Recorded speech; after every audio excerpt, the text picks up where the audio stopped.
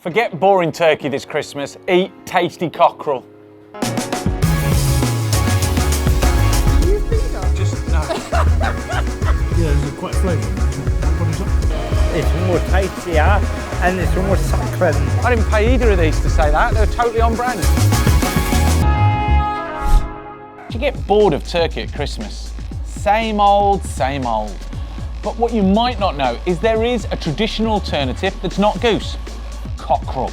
Cockerel has been eaten in Britain for years round Christmas time, and I'm going to show you how to cook an absolute delicious one.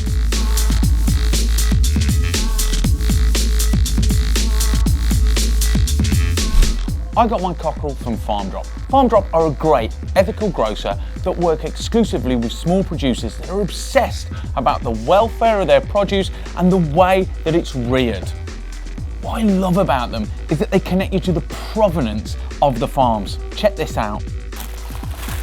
Fosse Meadows is absolutely wicked. It was set up by two lads who left the city to create a farm that they could be really proud of.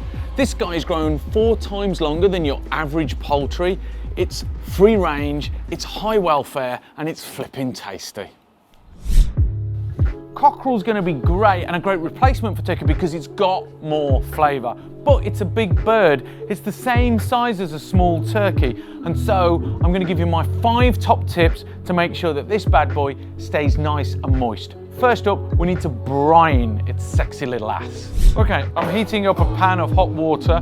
There's enough water in there to submerge the cockerel in, and I'm going to add 3 cups of sugar and 3 cups of salt. Okay, dissolve all that into the water, then lid on, get it back up to the boil, and then we take it off. While that's cooking, I'm going to get the other ingredients that are going into the brine. So I'm going to chop an onion, carrot, and some celery. We want about 3 or 4 bay leaves and a bunch of thyme. I've brought that up to the boil. Let's get the rest of these ingredients in there. Then we're going to add some other flavouring. So I want 3 good pinches of fennel seed, some peppercorns, and then we want to get some Christmas vibes in there. So I'm going to put some cinnamon stick, some cloves, just 1 or 2, and then some pink peppercorns. Give it a stir, and then what we want is for this to cool down because it's got to be completely cold before we introduce the cockerel. This is completely cold now, that's vital, and then drop your cockerel in. It's going to brine for 24 hours. Right, while that's sat in the brine, I'm going to talk to you about the next tip. Now, I've actually ordered a particular tray and grill to cook on, but it hasn't arrived, so I'm going to have to create my own. I've got a nice baking tray, and then what I do is I take a baking rack and I just bend it in the middle. And what that's going to do, it's going to create a V-shaped rack for the cockerel to sit on. Now, what it does for the cockerel cooking it this way is it raises it up rather than it would usually be, so it's not just sat burning on the bottom. What it also does is it allows more heat to get underneath, so the whole cockerel is cooked more evenly. That's it.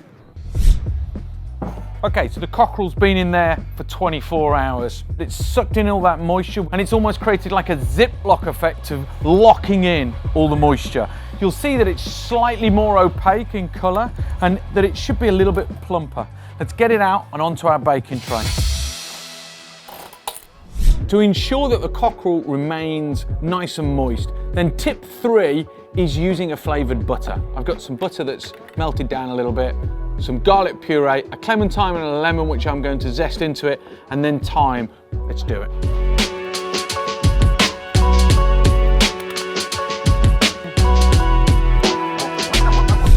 Before we put the butter on, we're going to season the inside of the carcass. So some nice salt, in that goes, and then I'm going to put some of the clementine in and the lemon, and then I'm going to take some thyme and I'm going to put that in.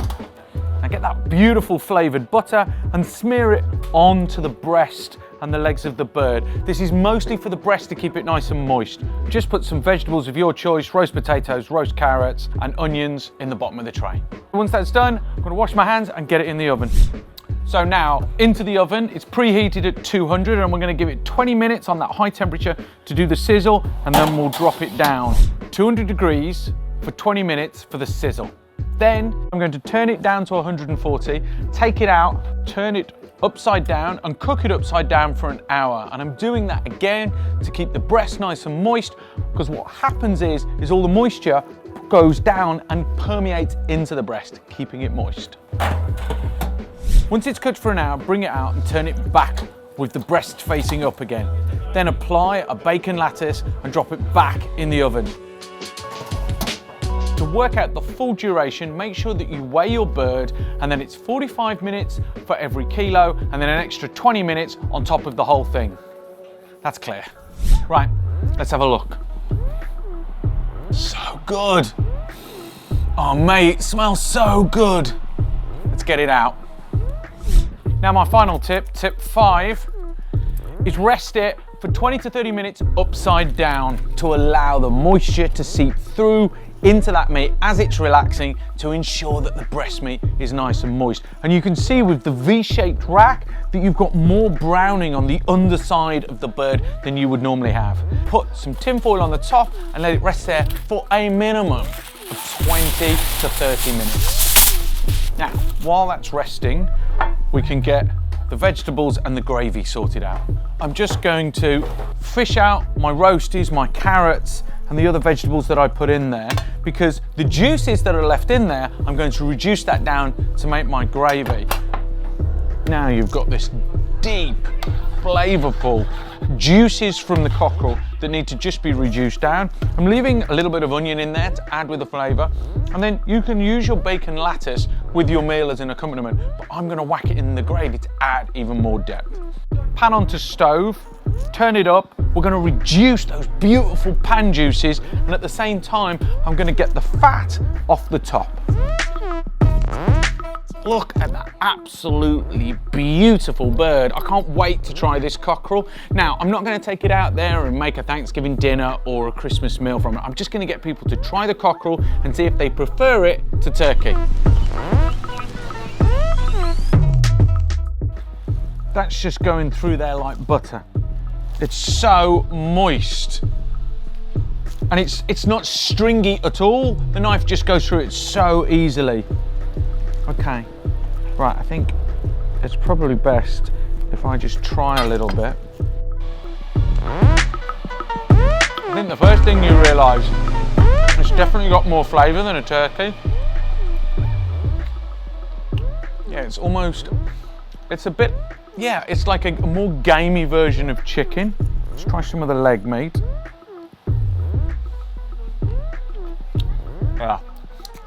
Yeah, you really get it with the dark meat. It's just got more depth to it. Really good. Okay, I'm gonna get this sliced up and then we'll take it out. Now, this is Mrs. Food Busker, and because this is the most important meal of the year, I thought I'd bring in my harshest critic to see what the food is. So, what do you think?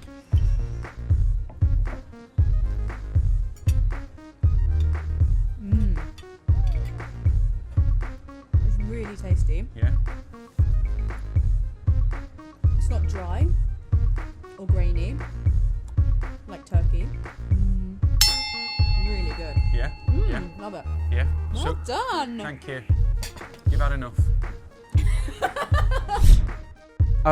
There you go. Is that too big? Yeah, it's too big. I do like a big cock, but not that much.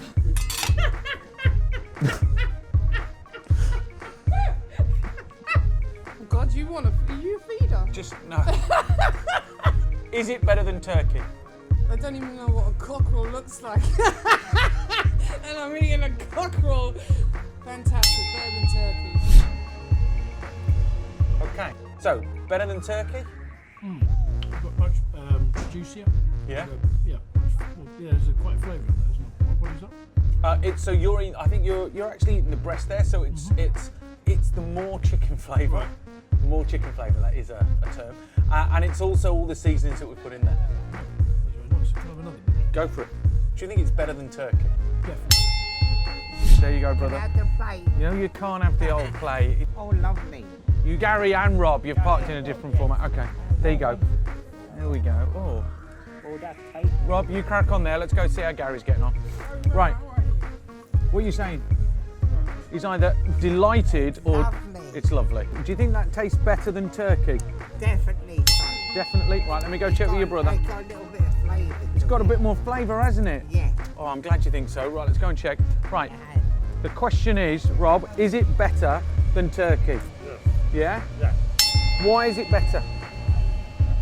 It's more tastier and it's more succulent. More succulent. Yes. I didn't pay either of these to say that. They were totally on brand. Right, boys, happy Christmas. Bless you. So that is your truly alternative Christmas bird done. It really does taste better than a turkey. Check it out, people. Ho, ho, ho. It's Christmas, and so that was a... Just eat that. Hot cock. Might not be able to use this. Right, now concentrate on the flavour. Everything now is going to be innuendo. Do you think that it's got more flavour and it's more succulent than a turkey? It depends on the cook. No, it depends on the meat that you're eating. It also depends on the bloody cook. Do I have to look into the camera No, or do I look at you? you can go now. Well, thank you. Thanks, love. Thank You were for your great. cockerel.